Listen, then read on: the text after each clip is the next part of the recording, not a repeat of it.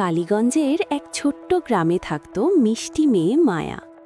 মায়ার খুব ইচ্ছে সে কবিতা শিখবে, সুন্দর করে আবৃত্তি করবে। কিন্তু যখনই বই খুলে বসে শব্দগুলো এলোমেলো হয়ে যায়। সে দীর্ঘশ্বাস ফেলে বলতো, আহা, আমি কি কোনোদিন কবিতা শিখতে পারবো? একদিন বিকেলে গ্রামের পুরনো বটগাছের নিচে বসেছিল মায়া। হঠাৎ সেখানে এলেন গ্রামের জ্ঞানী শিক্ষক রহিম স্যার। তিনি মায়ার মন খারাপ দেখে জিজ্ঞেস করলেন, কি হয়েছে মায়া? মায়া বলল, স্যার, আমি কবিতা শিখতে চাই কিন্তু পারছি না। রহিম স্যার মুচকি হেসে বললেন, কবিতা মুখস্থ করলেই কবিতা শেখা হয় না, আগে কবিতাকে অনুভব করতে হয়। মায়া অবাক হয়ে বলল, অনুভব মানে? স্যার বললেন, চলো আজ আমরা কবিতা শিখব অন্যভাবে।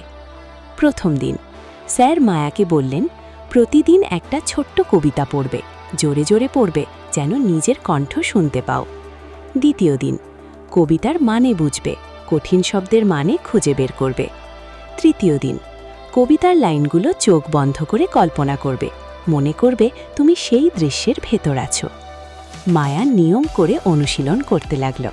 প্রতিদিন আয়নার সামনে দাঁড়িয়ে আবৃত্তি করত, কখনো ভুল হলে আবার শুরু করত। 1 মাস পর গ্রামে সাংস্কৃতিক অনুষ্ঠান হলো। মায়া সাহস করে মঞ্চে উঠল। তার কণ্ঠে ছিল আত্মবিশ্বাস, চোখে ছিল আলো।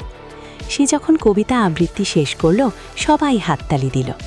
মায়া খুশিতে বলল, বাবারে বাবা, কবিতা তো আসলেই জাদুর মতো।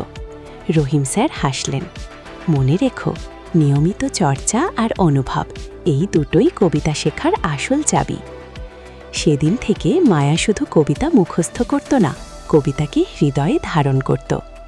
নীতিকথা: কবিতা শেখার জন্য শুধু মুখস্থ নয়, বুঝে পড়া, অনুভব করা আর নিয়মিত চর্চাই হলো সাফল্যের আসল পথ।